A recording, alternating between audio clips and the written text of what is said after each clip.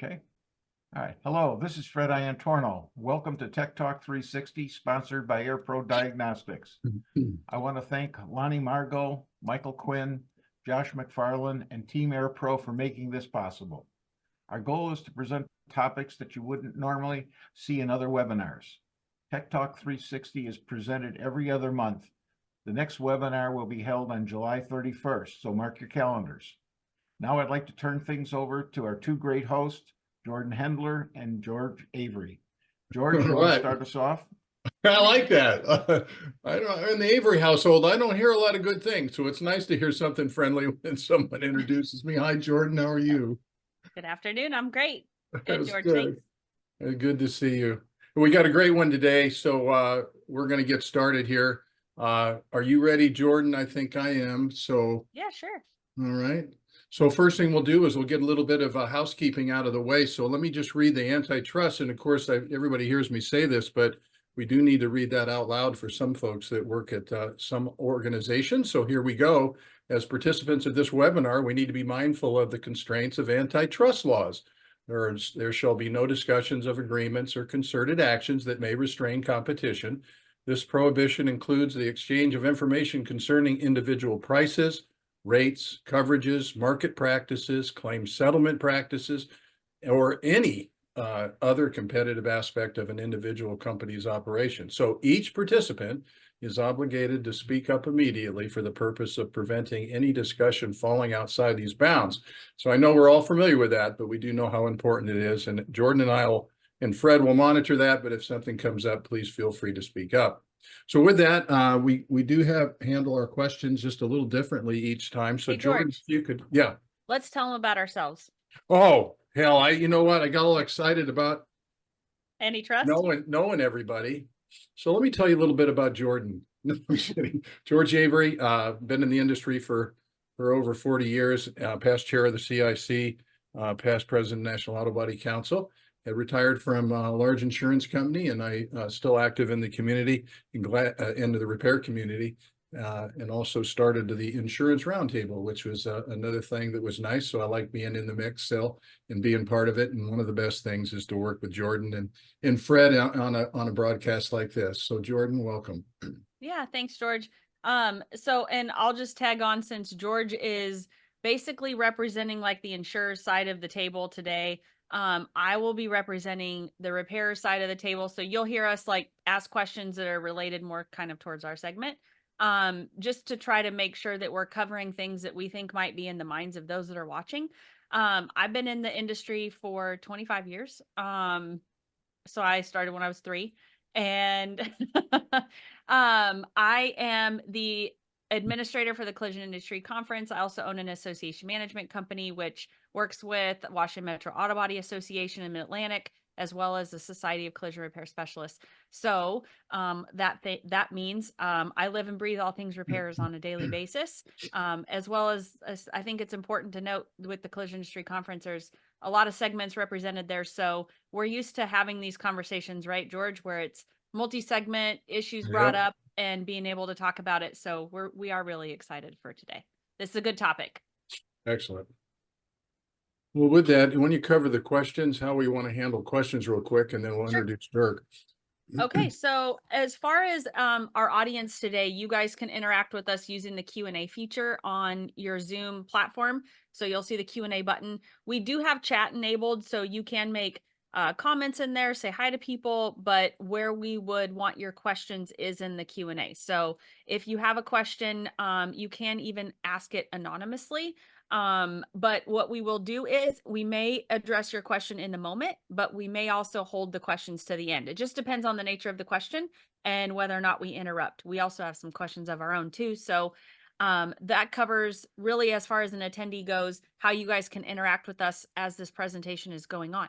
So those are one thing to be mindful of, Jordan, I think, is that this is such a broad topic with EVs and batteries and all the things. Of course, I'm going to introduce Dirk in a second. But just so the audience knows, we can peel around, and of course, time is always going to be a constraint. So don't be offended if you have a question that doesn't get answered right away. We'll try to get to you, but at the same time, we'd like to move on and get going. So with that, Let me introduce Dirk Fuchs. I'm trying to say that correctly. It's a good German name, and I'm trying to say it right. But I really enjoy having Dirk. Dirk and I have worked together on a couple of other projects, and he has been such a great resource as it relates to the EVs and batteries and so on, and has kind of a down-to-earth approach to it. I've heard him say many times it's not that complicated, but it does require some education and some things to do. Dirk travels the world. He is all over the place. He might mention a couple of the things that he's done all over the world that he's involved with. He started his consulting services after leaving iCar. And I can tell you he is a resource out there that is really needed and probably needs more of them. And so with that, Dirk, I just want to thank you very much for taking a busy time. I know you're not even home right now, but I want to thank you very much for being part of this broadcast. Those have seen Dirk before don't think it's the same thing, because the concept and the EV has changed continually, just continues to change. So Dirk, with that, I'll turn that over to you. Thank you for being here, and let you and Jordan drive the PowerPoint, and we'll get going. Sure. Thank you so much, George and Jordan and Fred. So I'm really happy to be here. So I was called Fred actually yesterday, and I thought he got a little heart attack. And I told him, Fred, I have a problem. That's how I started this. Then I did a training class for technicians over the weekend in LA, what was not a big deal, but now I'm 2 hours south of LA in San Diego at the Mexican border, actually. Then there is the world's largest energy storage unit, so indoor storage battery facility. What is technically used for like peak voltages. So what they're doing here, especially in California, they're putting a lot of those energy storage units up and storing energy overnight when the demand is not that high, and then during high demand they release this energy. And yeah, they claim its world's largest energy storage facility is on fire. So that is 5 combined buildings. One building got on fire last Thursday. So I'm here to mitigate and help here with the interaction of the electric or lithium-ion batteries, what is in there. Only give you a feeling, in only that one building is 15,000, a little bit below 15,000 battery modules in there. 3 battery modules of that size equals a car battery. So technically there would be 15,000 divided by 3 or 5,000 electric cars on fire right now, only the battery. So the roof collapsed, the roof lays on the batteries, and now it's of course a big problem. So how we get to the batteries, that I can make them electrical safe, that's the objective number 1. And then we move the batteries, we move the building is trash, that's done. But that will be one of the most challenging work in the next, possibly, I don't know. Some people joking say that's the most challenging work in the history of the dismantling industry for steel building. So let's see where this is going, but that's where I am. Fire settled down. We switched off the water. Only give you a feeling, they dumped 1 million gallons of water a day in this building. This was a river. And I like, wow, stop that immediately. So we stopped it yesterday finally. So now you see then off-gassing battery cells everywhere, and then like, no, let them off-gas for now. They are not on fire, so you have to calm down the fire guys as well. So this is a little bit the job what I do. So, and with this said, I jump into the presentation. So my name is Dirk Fuchs. Thank you for the introduction, George. So I don't think I have to do this again. So let me share my screen, and then I run you through the slides. And you cannot start a screen share while the other participant is sharing. So Jordan, it's not working that I go over you. Try again. So I tried, now it works. Awesome. Okay, so guys, I put a presentation together for you, what is possibly way too long. I'm sure, but I did it on purpose. Then I like, where are we going with this? What is really the thing I want to show? And I want to show a lot of my experience working with EVs, and I do for a couple manufacturers, and one of the manufacturers representatives I'm working for is actually on the call. I'm really excited about. Saw his name popping up. And I do here emergency response for them. So when they have an event or a critical battery pack, then the dealership removes the pack, and then I come in and support with the dismantling process and ship the batteries then to a recycler in a safe way. There's a lot from a compliance standpoint what we are completely not aware as an industry. So for example, how you package a DDR battery. What is DDR? Damaged, defective, recall. So how you package this, technically you need a packaging certification, what is called CFR 49. No, it's actually 49 CFR. I always mix that up. This is under DOT compliance. The packager certification, a packager has to have when he would send off a battery from you and send it to a recycler. So that could be, of course, for our industry, a big deal. I know the dealership guys at 2 manufacturers I'm working with, nobody has this. So technically, those batteries getting right now shipped not really on a compliancy standard.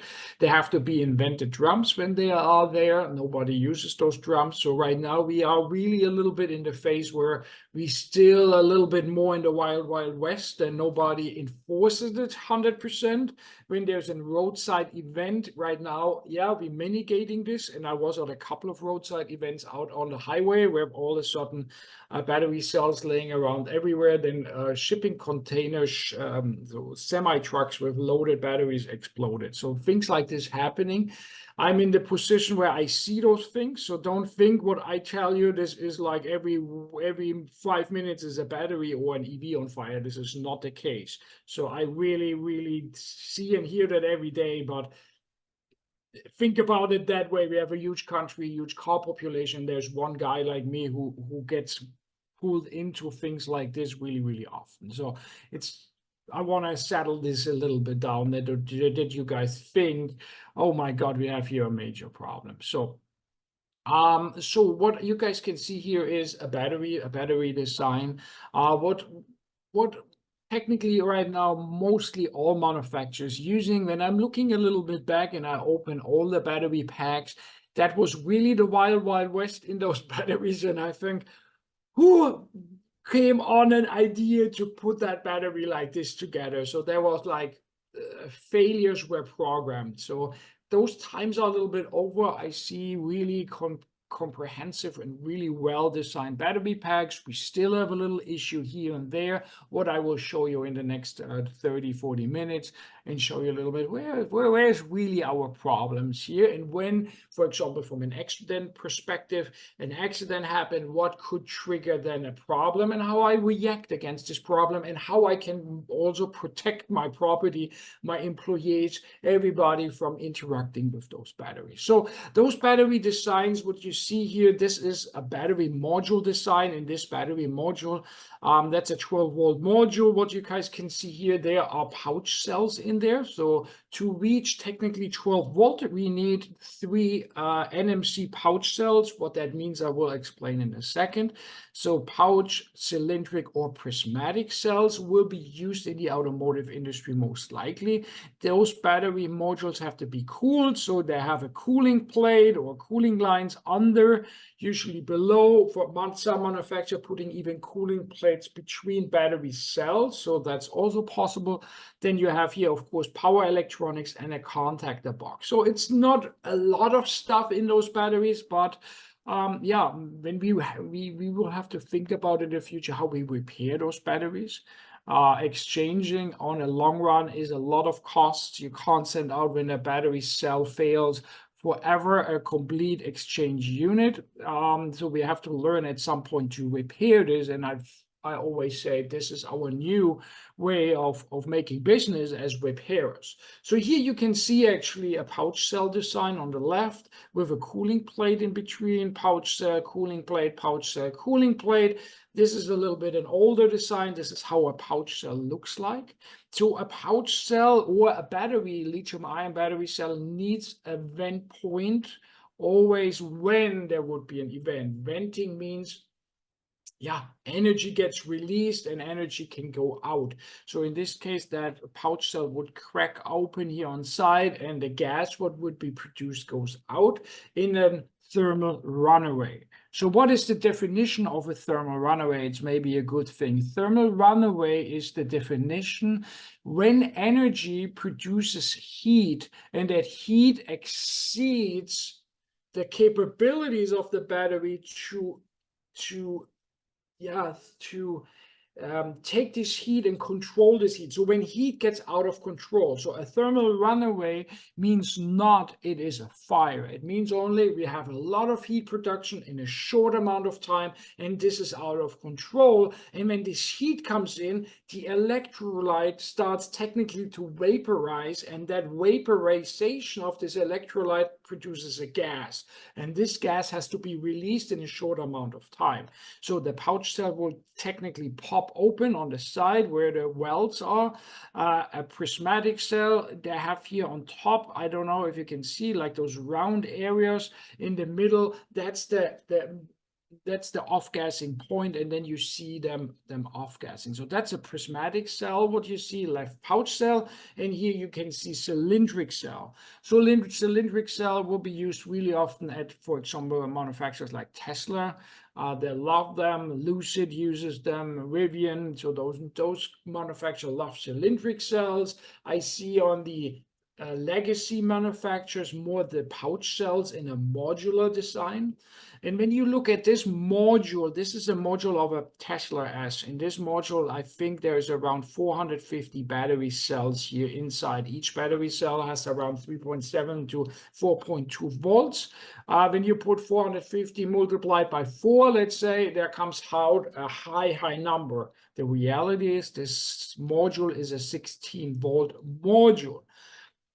So 16 volt, 450 battery cells, weird. So we have to understand also what is parallel and series battery cells. So this is a different category of a training where I don't want to go in half an hour. But so how we align those battery cells with each other is really important. The series circuit makes technically the voltage. The parallel circuits brings us the capacity. At the end of the day, what is responsible for the range.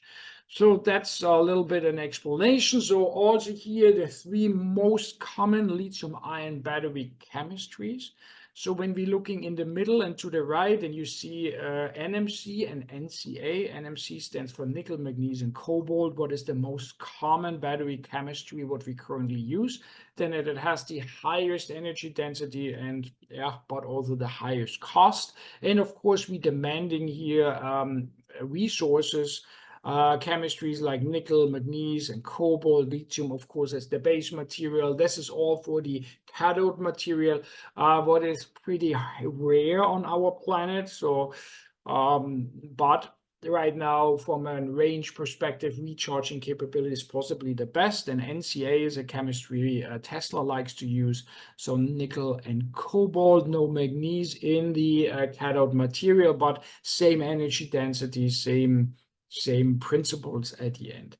On the left-hand side, you see LFP, what is a lithium iron phosphate battery. They're coming more and more in our country. So they are more used in the lower pricey vehicles, as well as especially on the vehicles who are driving in the city. Then the energy density is not that high. So those batteries have not that of a high of a range. Think about more like on the 200 miles area in smaller vehicles, 250 maybe. Then we see like BYD, for example, as somebody who will enter our market possibly pretty soon. I hear they want to be here in the US in 2025. So they are full of LFP batteries, what are more like those city vehicles, not super range, as I said already. So the battery is a little bit cheaper to produce. And they have some advantages on the other side, and they're not burning so hot when we have an event.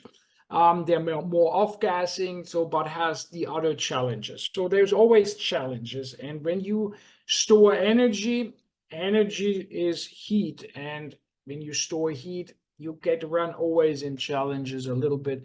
And there we need proper education that people understand this. So when we talk about fire and hazards, there's technically 4 fire levels or 4 hazards level: electrical, mechanical, thermal, and environmental abuse. Really quick, electrical is a lot. Then with NFPA, I hear numbers that 60% of vehicle fires are happening when they are connected on a charger. So on a charger, why is this the case? And really often I hear the stories that a lot of people buying an EV, when they're not getting a charging station from the manufacturer, then really often the point is that they're installing them by themselves, ordering them off Amazon, eBay, something like this, and then things goes wrong. So that's the reason why manufacturers are always trying to educate their customers towards the combination of, hey, we're providing the charger, we install them for you, we take care of everything, and you get your electric vehicle. What is really, really smart, and manufacturers are aware of that statistic, of course, as well, and they want to avoid that manufacturers not doing their own, not manufacturers, consumers not doing their own thing, what is then usually a little bit critical. Mechanical abuse, physical trauma, that means really accident behavior. You have an accident, high G forces, concussive damage to the battery, or compromise the battery enclosure, housing, or battery cell. That could be, of course, a trigger point for a battery fire. Thermal abuse is really high as well. And here I talk about the cooling system in the batteries.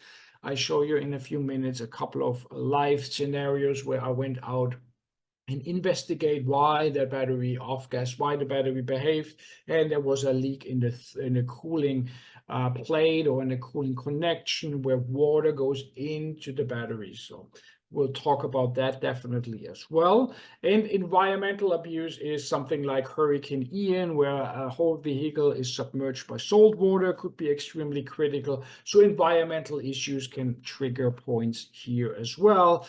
So when we talk about fires, then I point out here only one thing: a fire of an NMC or NCA battery chemistry goes close to between 4.5 and 5,000 degrees Fahrenheit in the highest release of this energy. And that's the point. When we are applying water here, you're not taking the battery off or out of a fire event. It will burn until there is no energy left in this battery. So it's more the job for the firefighters to protect the environment, as we here, for example, in this incident where I'm right now, in those 5 days active fire, only possibly we estimate 30 to 40% of those batteries are compromised and burned the energy out. So that means 60 to 70% of those batteries 100% intact.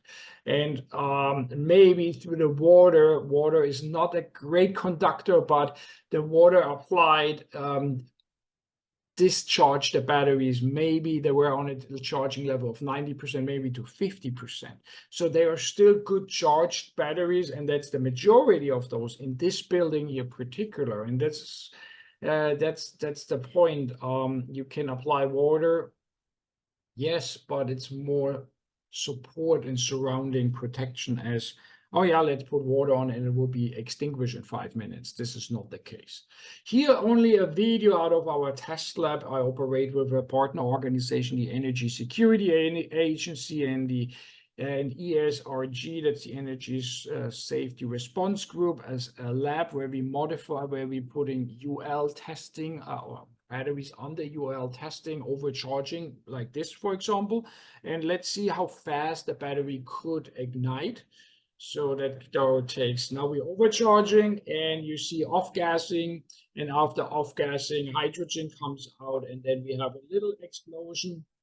And that will now burn for a while until the energy is completely out. That is a stationary battery wall mount system, but it's a 100 kilowatt system. So it's really close, or this is like technically a car battery, what you saw there. Here you see an energy storage container. That's a 1 megawatt container, what we see a lot. And what you see here is arcing after 8 hours. So 8 hours of burning, it's still energy in there, and you see how it arcs. So ask always, what is an arc flash? How high is the arc flash potential? It is potential there for arc flashing, especially when you open a circuit and the circuit is still live or something burns like this. It's always energy left that we have to handle and deal with this energy. Okay, so here I was in beginning of January, and that shows you a good example how to handle batteries, also from a vehicle perspective. In January, I got called into a container ship in the Bering Sea, so between outside of Dutch Harbor, between the US and Russia, literally. That ship ended up in a big storm. Those are all 800 kilowatt energy units, so that's approximately 10 cars, one of those units. They're lashed off in a storm, shifted left and right, flew like teacups in that container. And the reality is that's how it looks like at the end when something like that burns down. That's hazardous waste. That's a car battery as well, and that has to be mitigated and packaged up in the right way. Or everything of this here, that's 1,400 volts when they're connected. So we need really arc flash gear to go in there and do the job. And I measured out here module levels, what is left. And then you see the removed battery modules, and that's a vented drum. You put a liner in, suppression material, put that in, and we package on that boat 900 of those drums with 950 or whatever cells only, or modules in this case. And that's how it looked like at the end. When we tried to find space where we can store them, then of course we couldn't unload them from the ship. So everything had to stay on the ship. So come back to the cars. So here vehicle loading, towing is a big problem, and that's the start of everything. We have an accident, the tower comes in, when the towing guy comes in, so how he brings the vehicle on the car. That's the start of everything. Separating the vehicles from each other, from the vehicle, and load the vehicle on the car. So when you load a vehicle, the tires are not allowed to turn. When the tires turn, our electric rotor, or the rotor in the stator, will turn. So we energizing the system. So is anything compromised in the vehicle, the movement of this electric motor could have severe consequences, like in that picture. That means as well that vehicle is not allowed to turn tires, so it has to be on a flatbed or lifted up that the vehicle tires are not spinning. You can move them up here with old school sliding possibilities, or you bring them up with those go checks, and those go checks are also recommended to move them around your shop in a shop environment to not have any energy produced from that system. So here is a case what I like to show from time to time. I showed that at a collision industry conference already, possibly a year ago.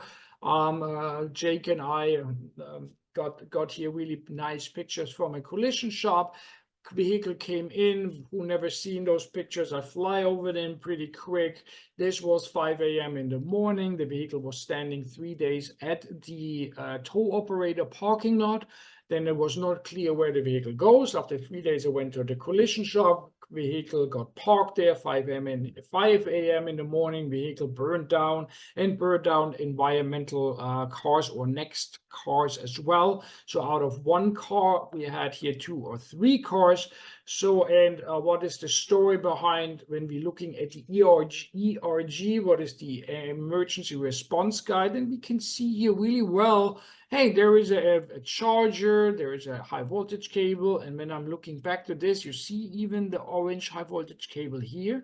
So there's high risk a component is compromised. So when a component is compromised, I have to disconnect the high voltage system that things like this not happening. Then battery contactors open and close overnight 5-10 times. Then it does different jobs. It could do the job of saying, I need to charge my 12-volt battery. For that, I do my high voltage system live, let high voltage go out in the system. DC-DC converter converts high voltage and low voltage, charge my 12-volt battery. Not a big deal. But when there is something compromised, it is a big deal. And then this we want not allow. We want have the high voltage isolated in the battery. And on the ERG, you can see where is my battery located, like here under the front, more under the front seats. You see here in the middle, even where is my high voltage disconnect located. So, and where is my 12-volt battery in the trunk? Would the technician, the owner, the shop owner, take off the 12-volt battery minus port? That would not happen. 12-volt is off, no vehicle communication happening, so no risk of fire or any hazards. So that's always the question when that has to be performed. Here's the charger location, by the way, what was compromised by this accident, and the trigger point for that fire. So easy to handle, easy to avoid, knowledge necessary for this. So where is the disconnect? How I perform a proper intake process of this vehicle. So here I voltage disconnect. By the way, when somebody is interested in the ERGs, there is an app what is for free. It's called the EV Rescue app. Is an older gentleman from the collision repair industry what has a background in first responders, and he created this, and it's no cost. So when somebody deals with cars like me, I have that on my phone, click on it. What is this Hummer, for example, what is brand new with this big battery, and where are all the hazards and where are all the high voltage components? Then I can click in and can see this information, and he updates that really, really well. So when somebody's interested, do this. I always recommend as well isolation barriers to build. The reality is the National Highway and Transportation Service Administration said that vehicles have to be 50 feet apart from any other vehicle, building, or combustible. So who has 50 feet in their workshop environment available? Possibly nobody. So that's the reason.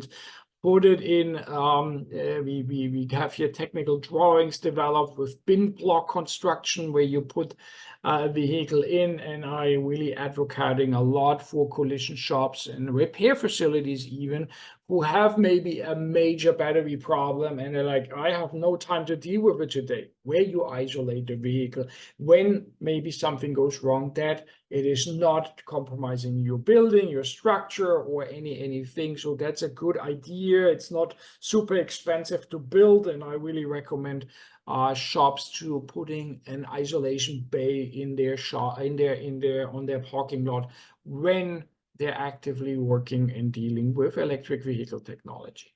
So battery temperature should be on a vehicle always around 70 to 74 degrees Fahrenheit. That's like 20 degrees Celsius. We have a cooling system in the battery pack, so water cooling lines going through. It's of course glycol based. And cools the battery and maintains the battery. So we have a super cold environment, we heat the battery. We have a super hot environment, we cool the battery, and we try to maintain that 70 to 75 degrees temperature range. So that means cooling is important. And let me check the time. So I have 10 minutes more to go. So Hey, Dirk, can I yes. pause you for just a moment? Yeah, I'm running fast, I know. No, you're doing great. And I know you're trying to cover a lot in the period of time that we have. So, are you recommending those holding bays that are, I assume those are outside, but Yes. how long, what time frame are you saying that a vehicle should be in there? Is it anytime we're not working on it, or is it a specific amount of time after the accident? Because I heard you say 3 days on that other parking lot fire. Yes, so that was 3 days. So usually we recommend isolation area on an EV, compromised EV, minimum 48 hours before I would take the vehicle in my shop, and then I would try to perform several of steps. The several of steps I would like to perform is always check the vehicle with a thermal imaging camera, and I go to that now.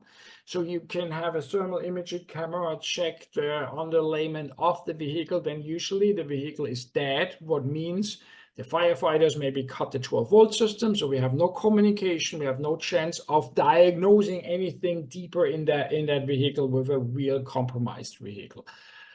So that means I need external diagnostic steps. External could be thermal imaging camera to check anything there what indicates too much temperature in the battery. Hey, Thermal Dirk? Yes. Dirk, real quick, just let me tag onto that. I'm sorry to interrupt you, but you know, the question for the repairs is, well, yeah, when I know what to do, I do it. How do I know what to do? And I was wondering, you know, the ESA, the Energy Security Agency, yep. had a process in place. I don't know if you're in a position to talk about that, but I thought that was a way Yes. and of course I'm familiar with it because of first responders and the towers to Yeah. determine what the status is of the battery. Is there any value to that? Absolutely. So with the ESA, what we're doing is, and from time to time, actually when I'm at home, I take the calls as well. So when there is first responders towards collision shops, would have a vehicle like that, and they're like, oh my God, we don't know what to do. So first you can download an app out of the App Store. What is the ESA risk assessment app? What you could make an account for free, is no cost involved at all. Of course, the ESA tried to, at the end, to recoup their cost over the insurer. So they would ask you for insurance information and would bill directly the insurer of the vehicle for that conducted risk assessment. That would be from a cost perspective. When they can't get their cost, what is 40% of the time, then the insurers right now not aware of the importance of it, then they're eating up the cost and say, we will not charge any individual or shop for that service, but we want to support more the industry that there everybody's safe. So with this app would be one possibility to snap, of course, pictures around the vehicle, and then AI and possibly me or somebody else of the team. We have actually 12 educated guys who are running those hotline and look at those pictures with the architectural drawing of the high voltage system to say, is there anything compromised? Yes or no? Is nothing compromised? We would say, hey, yes, have the vehicle still in, watch the vehicle, go from time to time with a thermal imaging camera or a CO monitor, what I come in a second in, and monitor off-gassing behavior if there's anything wrong. Is there something what is close and looks like, wow, it's compromised? Then we would change this to definitely a need of isolation, and then an high voltage trained person needs to check if there's anything compromised, and when there is compromised, disconnecting procedures have to be in place. We guide them also through that process. Necessary PPE has to be worn, etc., etc. So yeah, there is absolutely a high need. I didn't want it to cover this. I didn't want it to make too much commercials for things what I'm involved. I wanted to inform more everybody. But the ESA risk assessment side is really, really good. When you want more questions, go on the website, energysecurityagency.com. There is a phone number, is an 800 number, what you guys could call as well and could get information. Yeah, I didn't mean to derail you, Dirk, from No. a sales pitch standpoint, but I think there's, all of us are like going, how do I know? And I just wanted to know if that was an option. It sounds like it is. Thank you. Absolutely. For Absolutely. on that. Absolutely. No, George, always jump in. Thermal imaging has a really big advantage and disadvantage. Disadvantage, the battery pack's getting stronger and stronger, what is good. But with a thermal imaging, you can't see the battery cell inside. And you don't see really late when there would be an event. On the other side, you can see off-gassing behavior. This is a video what shows you 3 regular cameras, thermal imaging. You see here that machine is off-gassing. That gas is like the chemistry what comes out of a battery cell. You can't see it with your blank eyes, any of those videos, but you see it with a thermal imaging. So that's a big help. And there comes something out of a vent point from a battery. This is then a critical stage. Then we know it's reacting. We have a chemical reaction in the battery cell. That's a 4-gas meter, what we're using from the fire guys. I use those guys as well, but here you see CO and parts per million. Would you have a battery, you would not see, smell, or do anything in off-gassing event, but you would get a showing of CO. Here at that warehouse, I go closer to the warehouse where I go into the gas cloud a little bit, and I see 60, 80 parts per million, what is way too high for me from a health reason to inhale that. So the fire department would say, no, you need respiratory protection here. So when a battery off gas and you see 5-10 ppm, that's like, where's this coming from? So that would trigger an investigation for me as a shop owner. So I love the CO monitoring. Then it's possibly the best. When I open a battery, I have always a CO monitor next to me and put it in place to see if there's something going on. The gas production can be also in closed environment, really explosive. Look at this container, hydrogen comes out, and it gets ignited, and then you have an explosion like this. I show you that one more time. So that is when hydrogen gets trapped, what could be released by a battery, and there was a battery cell releasing this. Here you see another test what we're doing, and we put ventilation into that off-gassing container. George, this is, by the way, Dalen, my friend, and he's a little crazy. So he pokes in there to try to do things, and he runs into a hydrogen cloud. So that's a little bit the challenges what we really have as an industry to not having things like this. So we really investigating and playing around a lot.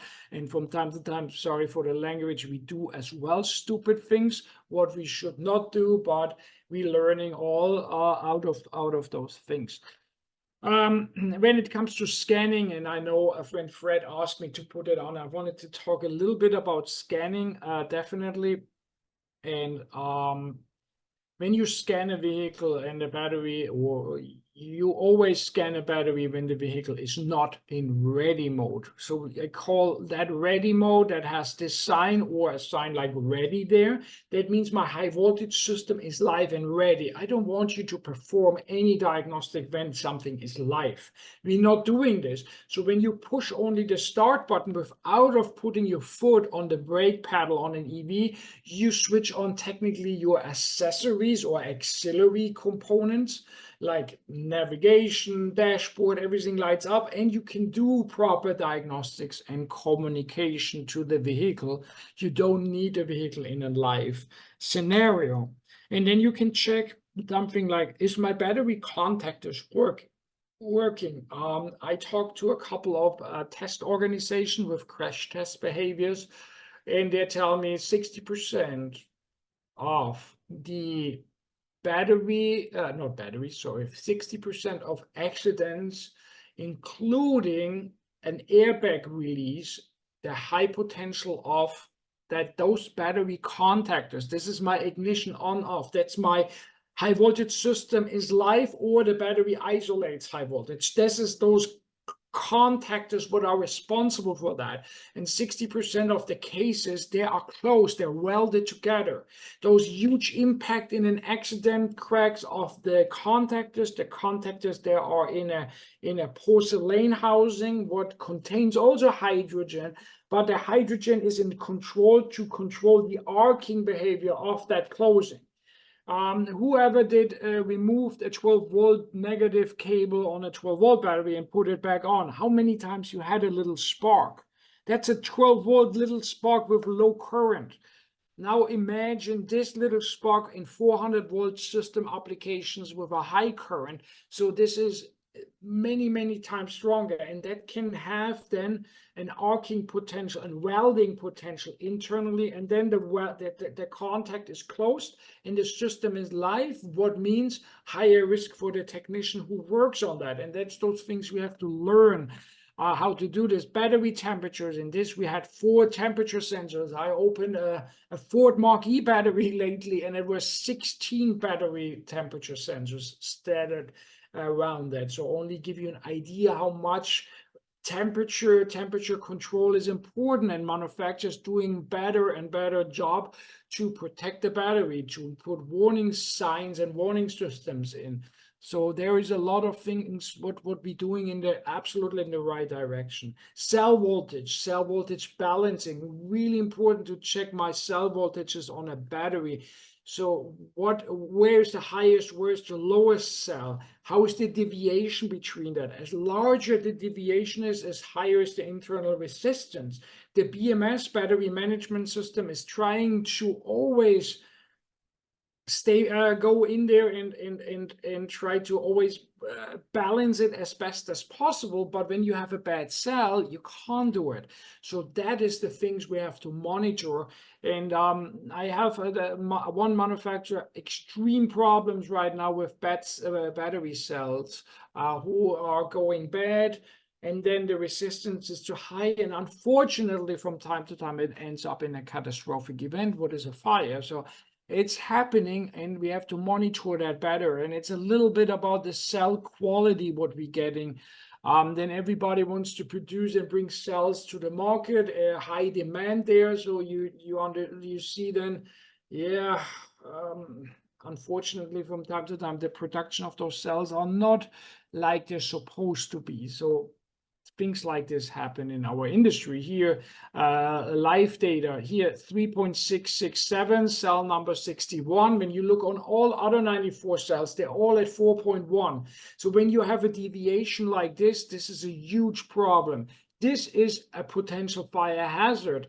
So in this case, the manufacturer has a program in where they reduce only to recharging capabilities of 50%. The vehicle drives with lower power, and then that has to be repaired as soon as possible. So they try to control the current flow lower, that you don't have too much resistance or too much resistance means heat in the battery pack. So those are things I see a lot.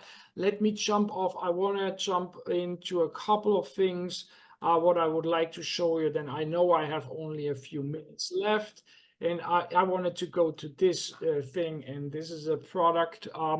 What is really interesting, so that picture of this compartment has nothing to do with the pictures I show you next, but I like this as a training vehicle. Then what you guys can see here is 3 coolant reservoirs.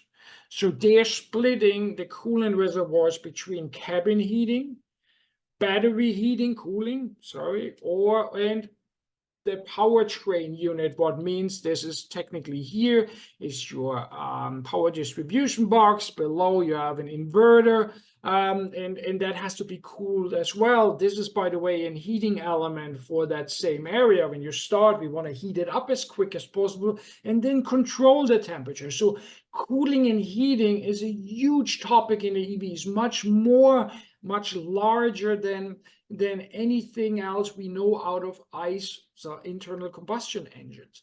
So in this case, this battery pack is actually a prototype battery pack. What off-gas? So why it off-gassed? Yeah, in this case, at production, that hose was not closed. So what you see here in purple is fluid. That's much of fluid came in. And so like that, those logically aspects of things are even not so known in our world. So you lose coolant in, go back in this container, in this reservoir, and you don't see coolant somewhere laying around or dripping around. And would be the question for me, where's this coolant going? So what people do is they open the coolant reservoir and put new fluid in, and new fluid in, and new fluid. And this is exactly happening here. And this is only a little bit left of fluid what was in this battery pack. So fluid level rises in the battery, that water goes into the battery cells, causes a short that starts off-gassing, and then the panic is there. So when you have, and that now mirror to collision repair, how easy is it possible that an accident here could compromise, a cooling system here, that anywhere in front, we have a radiator up front. that coolant it goes empty, and then, oh yeah, I deal with it later and I drive. This increases the heat. Heat is something really dangerous for our battery pack. So we can't mess around with the coolant system and say, okay, let's put more fluid in there. So this is really one of the hot topics what I see right now. And I want to show you one more thing. This is another battery pack out of a crash test even. Goes here on site, compromises the enclosure of the battery pack. That enclosure impact pushes a bus bar against the battery module that you see a destroyed battery module. And from there, I measure 287 volts into the battery housing. This is an insulation fault. This is a dangerous situation right now. So, and this is crash behavior. So how we train, and this is always what I'm so strongly advocating for, how we train our technicians out there who are dealing with those vehicles, who receive those vehicles, who knows those kind of consequences in different crash scenarios to keep them safe and perform a proper and quality repair at the end of the day. So those are those things what I wanted to point out in this really presentation, what I flew over here. This is how it looks when the battery burned, for example. In this case, I got here, did an investigation. Why was this happening? And the first thing, and what I saw is, why is there so much corrosion everywhere? There was corrosion everywhere on this battery pack. And then I looked at the prints of the enclosure sealing. And then I saw this print. And then this is the area here behind where all the moisture is happening. So we need to seal our battery packs. When the battery pack is not sealed, and air and salt maybe comes, depends on the environment. 9 months was this. After 9 months of production, in this case, the resistance created by corrosion was so high, and we had an event happening. So that's those little things where we have to learn as an industry to move in the right direction. And that was a little bit the idea what I had in mind, to give you a little bit pieces of everything to help you get a better understanding where we are, what are maybe our problems, obstacles, and what we need. And in my opinion, we need a lot of education for our technicians out there. So thank you guys, and I'm open for every question. And yeah, please. Dirk, thank you. Yeah. Thank you, sir. I appreciate that. Couple things. And I know you have a lot to cover. Part of me wants to put this in perspective that says many years ago, somebody goes, hey, they've got gasoline, it's in a tank, it's very explosive. They're actually running it with a hose up under into the engine compartment. There's some rubber hoses. If they happen to leak, they can get down. There's spark plugs that have things. This is crazy. And I think if anybody said that to me today, I'd go, yeah, well, we know that, and you take steps. And I feel like in this environment, we're at the beginning of it. And all I can think about is what Jake told me from Lucid. Hey, there's a lot of things happen with a car, but we're at a point now where you can hurt the car and the car can hurt you. And that really made me think. So I appreciate that. I think from a takeaway standpoint, just in a minute, Dirk, if you were a repair facility or an insurer, I've got a bunch of takeaways here. What would you do first? I think what happens is, for an insurer, I'll speak on the insurer side, is that we get different stories from different shops, and shops say, yeah, I can take EVs in. Really? And I don't know if they know if they can.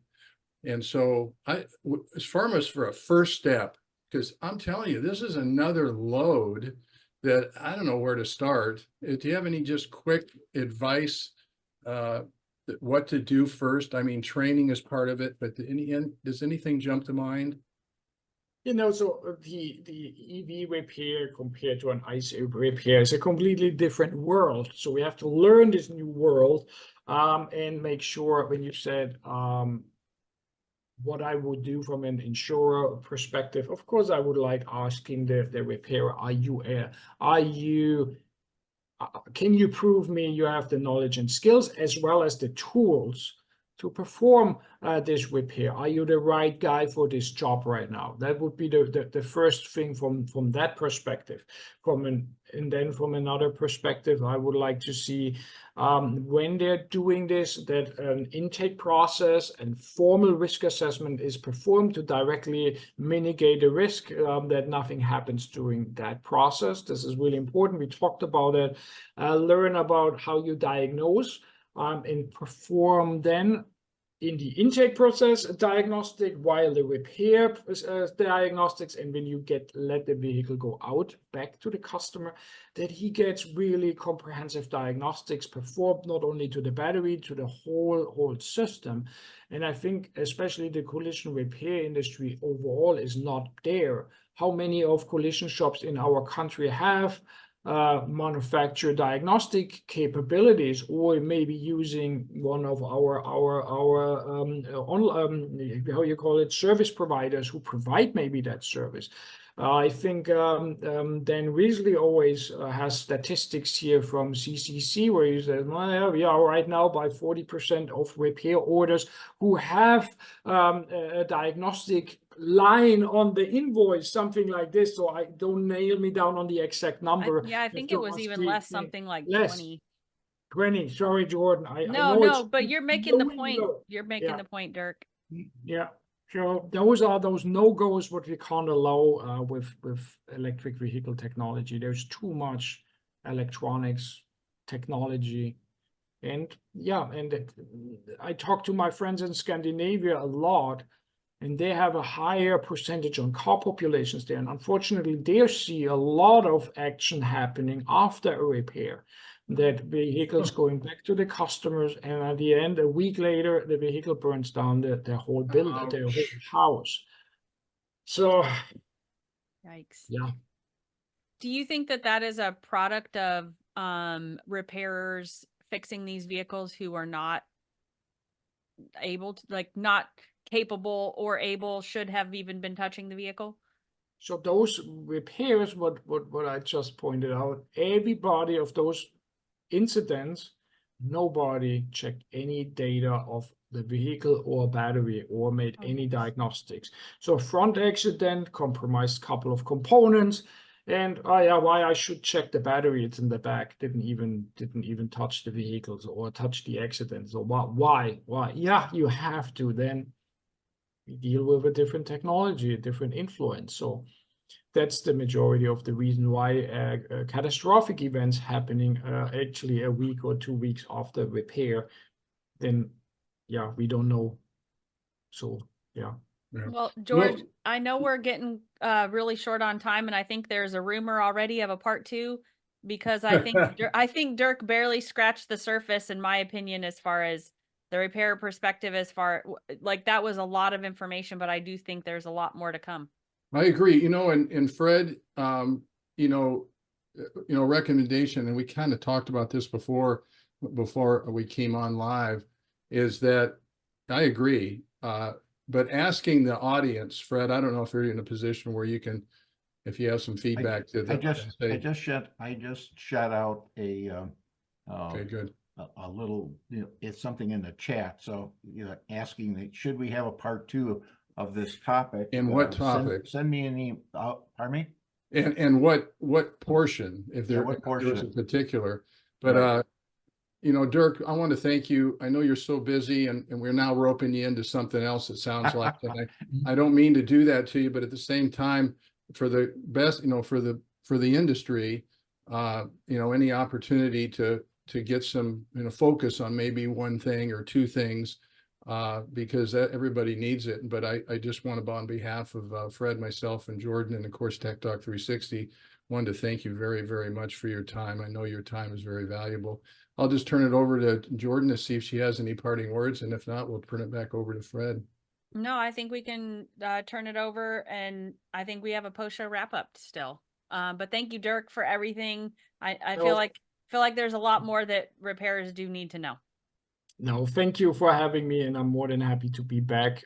Sorry that I had to do it out of a hotel room, and I have to go back to this incident and see how things going. So I wish everybody a good day, And thank you so much for having me. We'll see you in July, Dirk. We'll see you in July. All right, that'd be nice. Thank you, All right, thank guys. you, Dirk. Yeah. Bye-bye. Bye now. Well, do we have a minute to do the post show? You want to do that, or? I would think so. Okay, Sure. real quick. So, and Jordan, shore me up on this. So what we have, Jordan and I are talking about, once a speaker leaves, if we have a few minutes, and of course we're already at the top of the hour, so we're going to go over just a little bit, but we wanted to give you an idea of this post-show wrap-up. And I think the intent here is that obviously I carry the flag for the insurer, and Jordan is certainly qualified to do the repairs. And we thought Jordan and I would just talk about it. So I'll just begin by saying, I think one of the takeaways I got from him, from Dirk, and obviously I've heard him speak before, but what he said this time, he says, he tells you all these terrible things that are happening, Yeah. but he did say, wait a minute, there's a lot out there, that's not happening. So don't it's like the news, you watch the news, they repeat the same thing over and over again. And of course you think at that point, the whole world's coming to an end. In reality, it's only a few isolated incidences. So I thought that was interesting. And then of course, not rolling the tires, we all know that, but in towing, that's pretty, something that they struggle with. Yeah, that seemed important because that fire could actually take place once they drop it off at the lot, right? And walk away. Like a lot of repairers have they either have their own towing services or they work with towing services. Yeah. And then those people will drop off vehicles just in the middle of the night and they're left there unchecked and parked next to vehicles. That seemed like a red flag to me. And then I took notes on like all of the like thermal camera, temperature gauge, isolation areas, CO monitors. There was a lot of it seemed like small equipment, except for the isolation areas. I know with repairs, isolation areas, especially at 2 days at a time. And if you're a certified repairer for, especially if you're talking Tesla, Lucid, Rivian, a lot of those repairs have a lot of vehicles on their lot at one time. Like I know of a repairer who had at one point when it was 97 degrees outside, they were rotating vehicles on chargers and there was 200 on the lot. So Oh. think about how many vehicles that could potentially be on a repairer's lot and then need isolation. I find that to be what's practical could also become problematic. Yeah, and I think the role of the insurer, part of me says, hey, and I know there's people out there at Bristol when I say this, but I don't fix the car, and why do you tell me what to do? And I know we start down that rabbit hole, but what I wanted to say was, from an insurer's perspective, he said, hey, first thing I do is insure, just make sure these shops have it. And I don't know, maybe there's a role of the insurer to, a lot of them have some kind of shop survey or some way to identify the capabilities of shops that needs to be, shored up if they haven't already. But man, and then the other thing is, what kind of line items am I going to start seeing? And that's where, and from an insurer's perspective, I'm telling you, you're going to see nothing, no problem. Oh, I need $1 million. I need this, I need that. And then the insurers sit in the room and they go, what are we going to do in this? I don't know. I'm getting different stories across the board. Yeah, So, and that's the problem. So I think here's my bristleback, right? So my bristleback is, just because a repairer doesn't charge for something doesn't mean that they shouldn't have done it. And frankly, like should have been asked to do it. So things like special storage, battery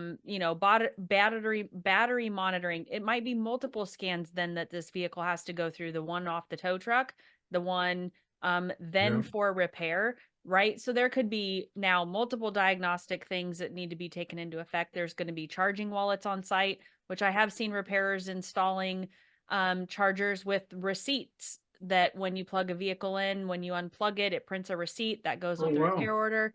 Yeah, because these repairs, and the one I was talking about with 200 on the lot at once, they figured out like, hey, this is a huge power bill to tender all of these vehicles at one time. So those are some things I think from the insurer's perspective that they need to know and address too, is like, these are going to become customary things they should be seeing. And frankly, if they're not seeing some things on an all EV vehicle, especially concern for when that vehicle gets taken home by the customer, because if that vehicle burns down, the insurer's on the hook again. yeah. Yeah. I don't know. I always make the joke, we're not talking about feather pliement block. We're not talking about removing items for masking. And that was a big deal. And we kind of got through it. Where I find the problem, especially with SMC, I mean, all these different things, is that there's this peak, where it just, repairs are until it levels out, and I think insurers are reluctant to go, well, I'll pay you everything you want until we figure it out. And then you find out it's like taking candy back from a baby. Whoa, wait a minute. We've always got this amount. But it seems to level out. And all I want to say to the industry is the repairers and the insurers and OEs, they're all the stakeholders. We need to get to that level spot faster. Yeah. And I think where we get bogged down is we start pointing at each other and go, you son of a gun. And Well, we're going there's back good and forth. bad on every segment. Exactly. I just say we're going to get through it. And I think the way to do it, and I'll just end my comments with this is why you watch Tech Talk 360. It's a break of your day for an hour. And when Fred's bringing you the right stuff, Yeah. and I think I'd really encourage people to take advantage of that. Now, having said that, you realize there's a million of them out there, but I think insurers and all stakeholders need to take advantage of what people like AirPro's doing in putting together something for the industry to help and Definitely. get on the call. So anyway, that's all I got to say about that. I agree, because there's you're right. Every wave of technology, we do seem to be doing better faster, but we're still so far behind. Yeah. I'm Anyway. good. Fred, Yeah. thank you. Thank you. Appreciate the Fred. opportunity. For those of you that hung in here, thanks. We'd sure like some feedback on having the post show, because I can tell you right now, I like it. Yeah. Primarily because I got Jordan on the other side with not the sides, but knows the repair industry, and I like trying to talk about the elephant in the room when we need to. So thanks, Fred. Thank you for it. Appreciate it. Thank you, George. Thank you, Jordan. And thank you, audience. Have a great day. Next Tech Talk is July 31st, right? Yes. All right. All right. We'll see you then. Thanks so much, Fred. Thank See you. you. Bye. Thank you.